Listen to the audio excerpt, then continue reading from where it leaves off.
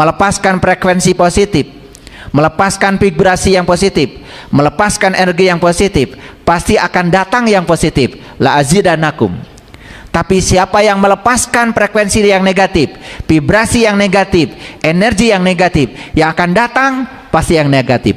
Wala in kafartum inna adzabil rabbana atina fid dunya hasanah wa fil akhirati hasanah. Jadi jangan percaya sama orang yang mengatakan bahwa bagian kita mah nanti di sana. Jangan percaya sama orang mengatakan begitu. Itu sudah menyalahi doa yang disampaikan oleh Allah. Doa yang disampaikan oleh Allah kan dua, fidunya hasanah wa fil akhirati hasanah. Harusnya orang beragama sejahtera lahir dan batin. Kehidupan kita di semesta ini akan seperti apa? Sesuai dengan tingkatan energi kita. Makanya orang yang hari ini berpikirnya negatif, ya pikirannya terbatas, pikirannya selalu mengatakan saya tidak bisa, itu tidak mungkin, pasti hidupnya sangat berbeda dengan orang yang mengatakan saya bisa, itu mungkin. Beda. Jadi sebetulnya yang membatasi kehidupan kita ini sebetulnya adalah pikiran kita sendiri. Clear sampai sini? Oke. Jadi Bapak Ibu energi bukan? Energi. Pikiran Bapak Ibu energi bukan? Energi. Perasaan Bapak Ibu energi bukan? Energi. Nih ya, banyak sekali riset yang membuktikan bahwa energi seseorang itu bukan sekedar bisa ditangkap oleh sensor, tetapi tubuh kita pun bisa menjadi sensor. Contoh, ada orang yang energinya negatif, kita ini dekat dengan dia, bisa nggak merasakan energinya dia? Bisa. Cuman kita tidak berani aja mengatakan itu, betul nggak? Karena menjaga perasaan orang lain. Belum bicara, belum apa, baru dari raut wajahnya saja energinya itu sudah terbaca oleh kita. Ini bukan ilmu perdukunan, ini fisika. Ini bukan ilmu nujum, karena saya tidak mengajarkan itu. Ini fisika, ini fisika. Makanya orang yang semakin orang itu bersih, semakin bersih jiwanya, semakin bersih pikirannya, biasanya semakin peka.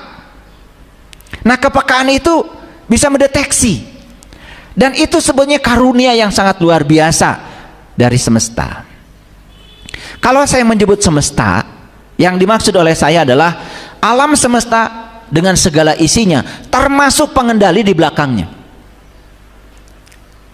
Jadi kalau saya bilang semesta, ya kita janji ya, ini alam dengan segala isinya yang tanpa batas ini, dengan pengendali yang ada di belakangnya. Ya, karena semesta ini tidak mungkin, alam semesta ini tidak mungkin berjalan kalau tanpa ada pengendalinya. Ternyata tubuh kita pun tersusun oleh atom. Nah, atom itu sama dengan alam semesta. Atom itu ternyata materinya cuma sedikit, ruang kosongnya lebih banyak. Atom yang membentuk tubuh kita, ruang kosongnya 99,99%. Jadi sebetulnya tubuh kita itu dibangun oleh energi. Cuman kita banyak yang tidak menyadari. Oke. Satu contoh sederhana. Satu contoh sederhana. Bapak Ibu suka berdoa? Suka berdoa? Suka. Kalau berdoa itu gimana? Meminta? Meminta. Kalau meminta, perhatikan saya, hati-hati nih, jangan sampai salah kaprah. Kalau kita meminta, ada kata-kata bijak, siapapun orang yang masih meminta, itu pertanda dia belum merasa diberi. Ulangi ya. Ketika seseorang meminta, berarti energi dia berada pada kondisi memiliki atau tidak memiliki? Tidak memiliki. Kalau saat dia meminta, kondisi dia itu berarti sedang merasa tidak memiliki. Kalau dia sedang merasa tidak memiliki, berarti dia sedang berada di frekuensi tidak memiliki, vibrasi tidak memiliki, energi tidak memiliki. Maka yang akan datang itu pasti yang serupa. segala potensi yang membuat dia tidak memiliki. Makanya ada loncatan besar ketika berdoa. Berdoa itu sebetulnya melepaskan frekuensi. Berdoa itu melepaskan vibrasi. Berdoa itu melepaskan energi. Saya sudah membuktikannya seperti ini. Kalau tubuh saya mengalami ketidakseimbangan, lalu saya merasa sakit, saya tidak pernah berdoa, ya Allah, sembuhkan penyakit saya. Karena ketika saya mengatakan sembuhkan penyakit saya, berarti saya sedang merasa sakit. Berarti frekuensi saya sakit, vibrasi saya sakit, energi saya sakit. Berarti saya hanya akan menarik semua yang serupa dengan saya, yaitu potensi yang membuat saya tambah sakit. Harusnya lepaskan energi dari pikiran kita dan perasaan kita, yaitu frekuensi sehat. Jadi kuncinya satu. Ketika kita melepaskan frekuensi, ya, kita merasakan seakan-akan kita ini sudah sehat. Makanya orang yang sakit kemudian mengeluhkan penyakitnya ke banyak orang, tambah sakit. Karena like attracts like, yang serupa menarik yang serupa.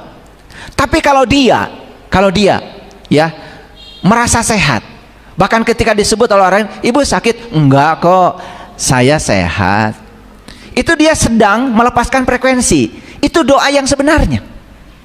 Dan ternyata selama ini berdoa saja kita ini masih banyak yang keliru. Makanya kenapa doa kita tidak direspon oleh semesta? Karena yang kita lepaskan frekuensinya, vibrasinya yang negatif. Maka yang datang bukan yang positif, yang sama dengan frekuensi kita. Karena yang serupa menarik yang serupa. Ini hukum alam. Ketika seseorang meminta rezeki, berarti dia sedang apa? Sedang berada pada kondisi tidak memiliki.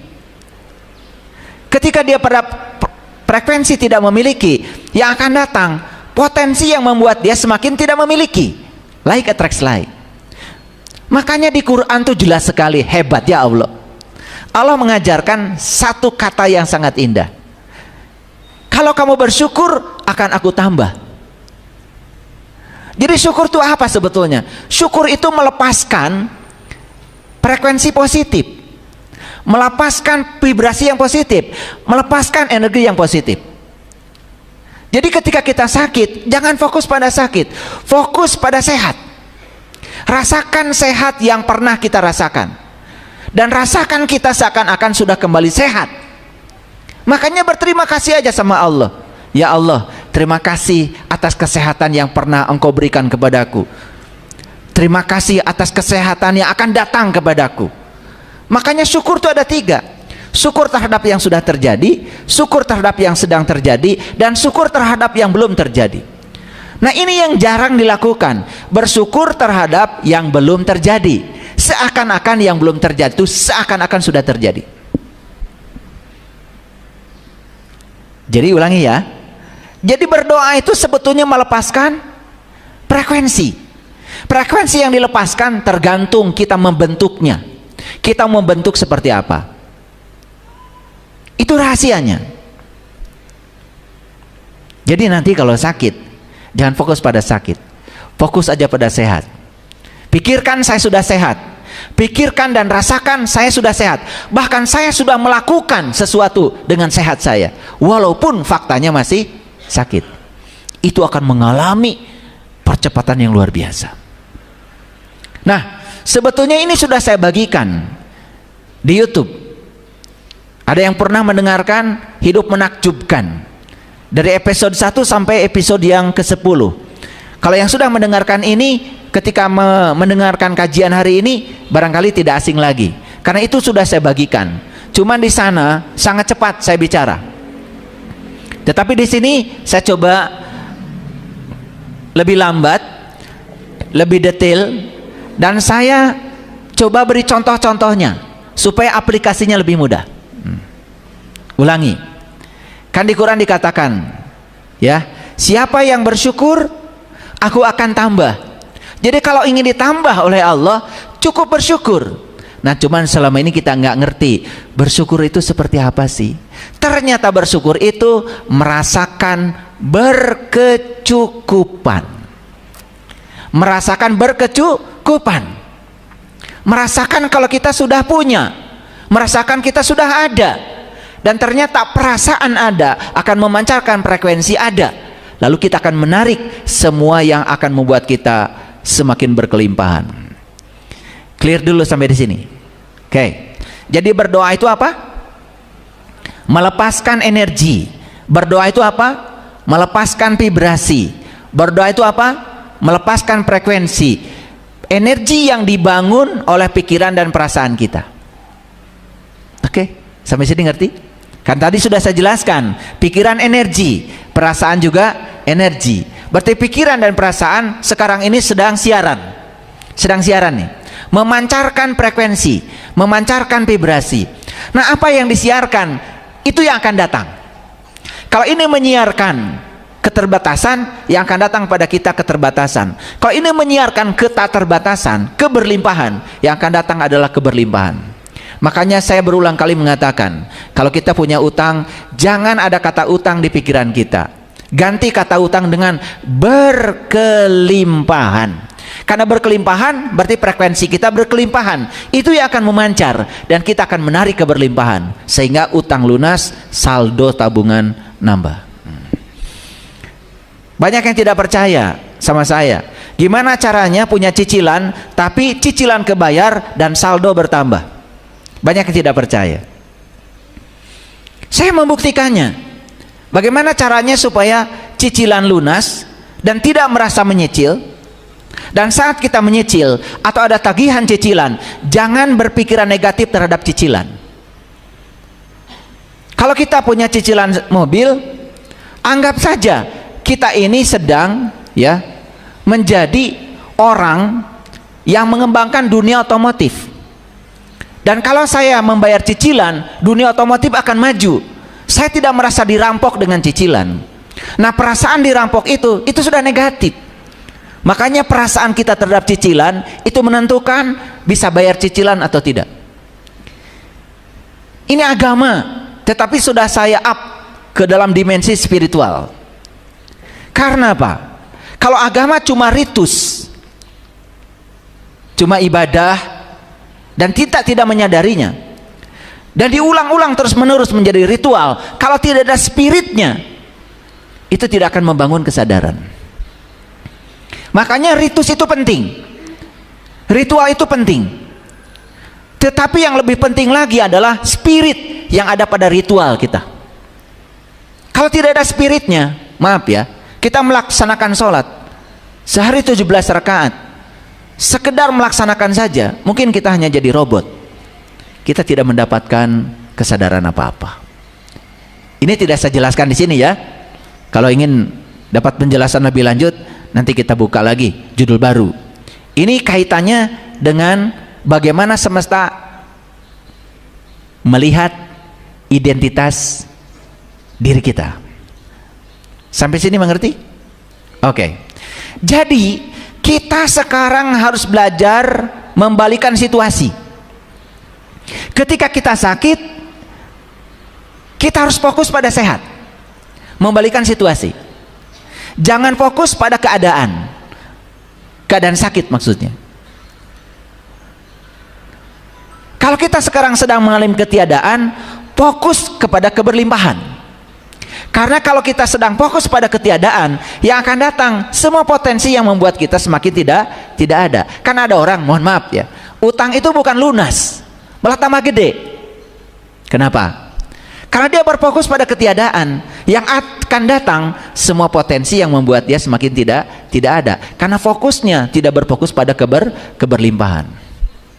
Apalagi ya, ketika ditanya, bagaimana kabarnya cicilan? Aduh, saya itu nggak bisa makan gara-gara bayar cicilan. Anak saya nggak sekolah gara-gara bayar cicilan. Awalnya masalahnya cuma cicilan, sudah merembet, tidak bisa makan, tidak bisa. Itu kan memberikan frekuensi yang negatif lagi. Betul nggak?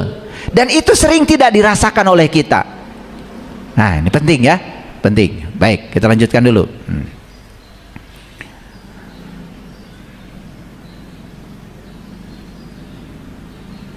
Jadi ketika sakit, jangan minta disembuhkan, tetapi berterima kasih atas kesembuhan. Beda. Saat kita minta disembuhkan, berarti kita saat itu sedang di frekuensi sakit. Tetapi ketika kita berterima kasih atas kesembuhan, walaupun saat itu sedang sakit, kita sudah naik frekuensinya di frekuensi sehat. Maka oleh karena itu yang akan datang itu semua potensi yang membuat kita semakin cepat menjadi sehat. Ini rahasia.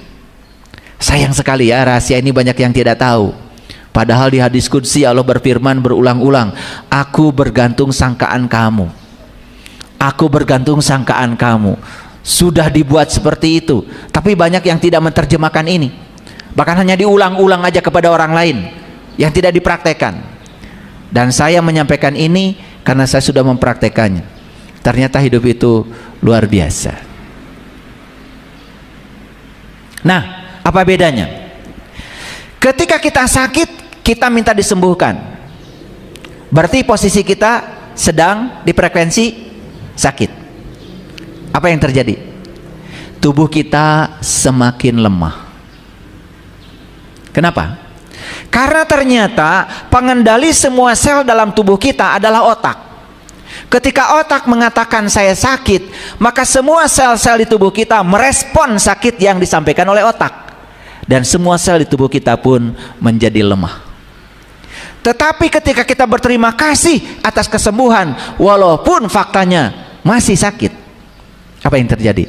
Seluruh sel dalam tubuh kita menguat, sehingga seluruh anggota tubuh kita pun menguat. Dan kita bersyukur seakan-akan sudah sembuh. Ayatnya sudah sangat hafal semua ya. La in syakartum la azidannakum. Sudah hafal semua kan? Walain kafartum inna adabi lasyadid, kan begitu? Siapa yang merasa berkecukupan, melepaskan frekuensi positif, melepaskan vibrasi yang positif, melepaskan energi yang positif, pasti akan datang yang positif. La azidannakum. Tapi siapa yang melepaskan frekuensi yang negatif, vibrasi yang negatif, energi yang negatif, yang akan datang pasti yang negatif. Walain kafartum inna adabil lasyadid. Clear dulu ya. Wah, ayat itu mah sudah banyak yang tahu dan hafal. Tapi sayang mempraktekannya kadang-kadang salah. Ya? Oke, baik. Bisa dilanjutkan? Oke, baik. Saya kasih tahu ya. Kita ini dibentuk oleh apa? Kita dibentuk oleh apa? Oleh energi. Maka kita harus bergerak sebagaimana energi bergerak. Karena kita dibentuk oleh energi, maka kita harus bergerak sebagaimana energi bergerak. Dan energi itu dinamis. Satu sifat energi tidak bisa diciptakan, tidak bisa dimusnahkan. Tapi energi itu dapat diubah bentuknya. Contoh, ini cahaya memantul ke saya dari listrik. Sebetulnya kan di masjid ini yang ada cuma energi listrik. Bisa menjadi lampu, betul? Bisa menjadi suara. Kan ini energi. Ya toh? Bisa menjadi apa saja. Cuman yang jelas, energi itu tidak bisa diciptakan, tidak bisa dimusnahkan, tetapi bisa diubah bentuknya. Jadi sebetulnya energi itu sudah tersedia. Persediaan energi di alam semesta ini tanpa batas. Kalau begitu saya mau bertanya, apakah Bapak Ibu sekarang punya energi yang terbatas atau tanpa batas? Sebetulnya Bapak Ibu punya energi yang tanpa batas. Loh, kenapa jadi terbatas? Karena dibatasi oleh pikiran. Coba minggu depan kita jalan-jalan ya, ongkosnya satu orang 10 juta. Siapa yang mau ikut?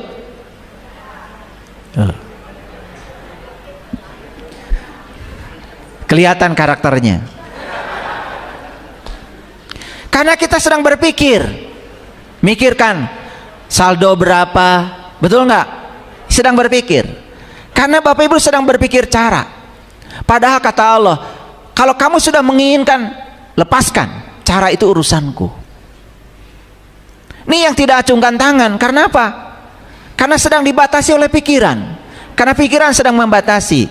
Minggu depan kita akan jalan-jalan, satu orang ongkosnya 10 juta. Tadi ada yang acungkan tangan. Acungkan aja tangan daripada tidak. Dengan mengacungkan tangan berarti kita sudah positif, maka kita akan menarik yang positif. Yang tidak acungkan tangan itu sudah negatif. Lalu ada kata 10 juta, rewas. Betul nggak? 10 juta. Nanti ada embel-embelnya. Boro-boro 10 juta, buat bensin juga nggak ada. Nah, tambah lagi negatif. Boro-boro 10 juta, anak-anak juga belum kebayar iurannya, tambah negatif. Itu yang membuat kalian selalu berada di zona itu, nggak keluar. Kenapa sih tidak mengatakan yes, pasti ada rezekinya? Kenapa tidak begitu? Ini ada yang mencengkram di sini, ada yang membatasi di sini. Nah, semesta mengenali kalian berdasarkan energi kalian. Yang acungkan tangan tadi pasti pergi, walaupun mungkin sekarang belum punya uangnya. Yang tidak acungkan tangan, mual init kemana-mana.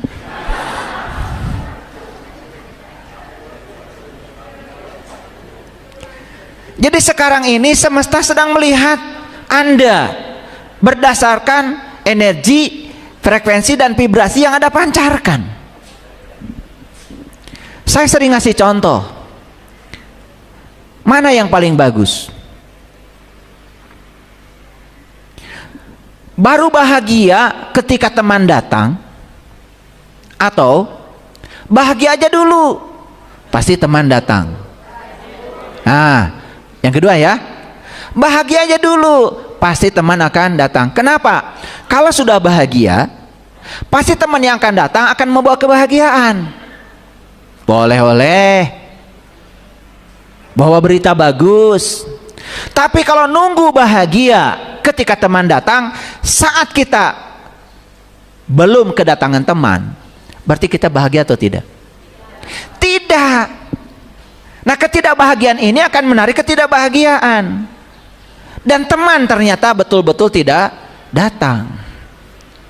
Dan kalaupun teman datang, paling juga pinjam uang, paling juga cerita kesusahan. Karena apa? Dan selama ini kita mengira mereka yang datang kepada kita itu datang kebetulan. Tidak ada. Di semesta tidak ada potongan peristiwa, semua satu kesatuan. Dan semua yang datang dalam kehidupan kita, kita sendiri yang telah menariknya.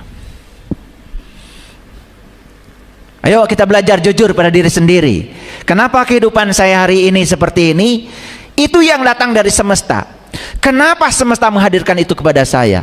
Berdasarkan energi, frekuensi, dan vibrasi. Karena semesta tidak mengenali Anda dari keyakinan Anda, semesta tidak mengenali Anda dari siapa nama Anda, tapi semesta mengenali Anda dari energi, vibrasi, dan frekuensi. Lalu kenapa ada agama?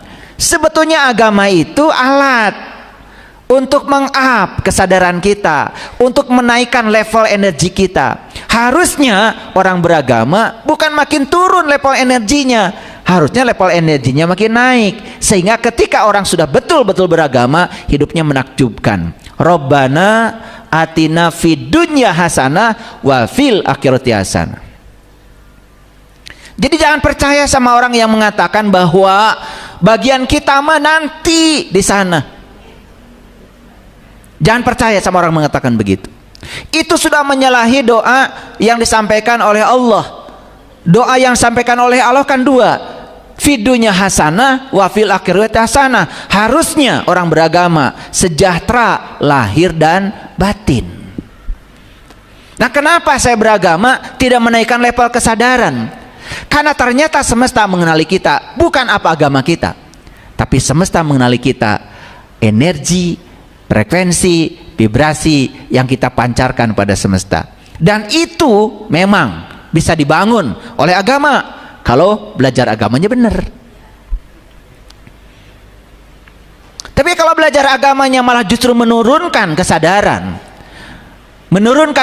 malah beragama jadi ruwet, malah beragama jadi pikiran malah banyak negatifnya. Makanya sampai hari ini saya tidak pernah mengajarkan agama berdasarkan reward and punishment. Saya tidak pernah mengajarkan agama yang banyak ancaman. Saya tidak pernah mengajarkan agama yang banyak, ya, kalau ini nanti gini, kalau ini nanti gini. Saya tidak pernah begitu. Karena sudah jelas di hadis yang saya bacakan di minggu yang kemarin, Rasulullah bersabda, beliau diutus ke dunia ini bukan untuk merusak. La ta'anan wala la'anan, dan bukan untuk melaknat. Tahu melaknat? Melaknat itu menyampaikan kata-kata buruk pada orang lain yang kita benci. Hati-hati, itu melaknat. Makanya doa Rasulullah indah sekali. Allahumma hdi qaumi fa innahum la ya'lamun. Ketika orang lain memperlakukan buruk pada beliau, malah didoakan, ya Allah, tunjukkanlah dia, berikanlah hidayah pada dia. Dia melakukan itu semata-mata karena dia tidak tahu. Tidak ada laknat dari mulutnya. Jadi aneh saya melihat banyak orang yang mengaku umatnya Rasul, tapi yang keluar itu adalah hujatan, laknatan, bahkan mendoakan orang lain dengan doa yang buruk. Itu sudah laknat. Itu sudah pasti bukan umatnya Rasulullah. La ta'anan wala la'anan. Aku datang ke semesta ini untuk menjadi sumber rahmat, sumber cinta, sumber sukacita bagi semesta. Makanya bagaimana beliau tidak bisa mengubah manusia dalam 23 tahun. Bahkan orang yang membenci beliau pun berubah menjadi mencintai. Karena tidak ada cara untuk mengubah cinta kebencian kecuali dengan cinta. Beliau itu menyebarkan cinta ke seluruh semesta. Saya juga heran, kenapa sekarang ini kok agama banyak ancamannya? Dikit-dikit neraka, dikit-dikit neraka, kebaikan sedikit surga. Padahal jelas di Quran dikatakan, ibadah yang terima Allah itu adalah ibadah yang ikhlas. Dan ikhlas itu tidak ada kata-katanya. Dan orang yang mengatakan ikhlas, itu tanda tidak ikhlas. Merasa ikhlas, itu harus belajar keikhlasan. Ikhlas itu tidak ada kata-katanya. Makanya Quran surat Al-Ikhlas hebat, luar biasa. Disebut surat Al-Ikhlas, padahal di dalamnya nggak ada kata ikhlas. Kalau Al-Falaq ada kata falaknya. Disebut Quran surat Al-Falaq karena ada falaknya. Qul a'udzu birabbil falaq min syarri ma khalaq, ada falaknya. Quran surat An-Nas disebut nas karena ada nasnya. Qul a'udzu birabbin nas. Tapi Quran surat Al-Ikhlas gak ada kata ikhlas di dalamnya. Qul huwallahu ahad, Allahu samad, lam yalid walam yulad walam yakul lahu kufuwan ahad. Gak ada kata ikhlas di dalamnya, tapi disebut surat Al-Ikhlas. Yang gitu aja kadang-kadang gak mikir. Kenapa ya disebut surat Al-Ikhlas padahal nggak ada kata ikhlasnya di dalamnya? Itu kan sebetulnya pelajaran bahwa ikhlas itu tidak bisa dikatakan. Merasa ikhlas saja itu tidak ikhlas. Kalau kita ibadah kepada Allah, berharap ini berharap itu kan tanda tidak ikhlas. Harusnya ibadah ya karena cinta. Ibadah karena saya cinta kepada Allah. Inna sholati wa nusuki wa mahyaya wa mamati lillahi rabbil alamin la syarikalah wa bizalika umirtu wa ana awalul muslimin. Apapun yang engkau perintahkan, apapun yang terjadi, aku yakin di balik semua yang terjadi ada pesan cinta yang hendak aku sampaikan kepadaku. Karena apa? Kadang-kadang kita ini menjadi sadar ketika mendapatkan sesuatu yang tidak kita inginkan. Malah justru kita menjadi sangat tidak sadar saat kita diberikan yang kita inginkan terus menerus. Betul apa tidak? Hadirin, banyak orang yang masuk kelas spiritual seperti ini justru karena apa? Karena sudah mengalami kebuntuan dalam kehidupan, mendapatkan yang tidak diinginkan terus menerus. Bukankah yang tidak diinginkan yang mengantarkan kita ke sini? Dan Allah selalu menunggu di tempat yang tidak kita ingin.